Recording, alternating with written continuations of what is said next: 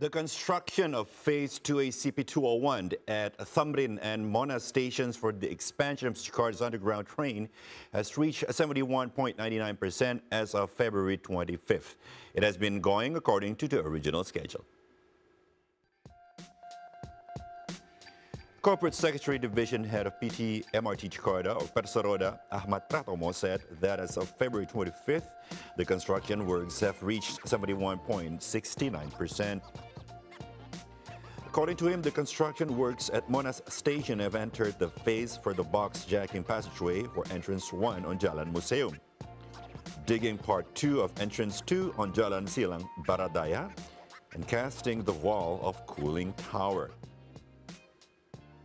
Meanwhile, the works in Thamrin Station include base slab and column or pillar casting, overhead trackway exhaust or OTE duct installation, foundation for Entrance 4, cooling tower, and ventilation tower. The CP202, that's Harmony, Sawah Besar, Mangga Besar stations, which officially kicked off on June 25, 2022, has reached 27.11% as of February 25th. The CP202 includes diaphragm wall construction, iron engineering on diaphragm wall, and temporary barrier column to support the station's floor, and roof construction during the excavation process, or King Post.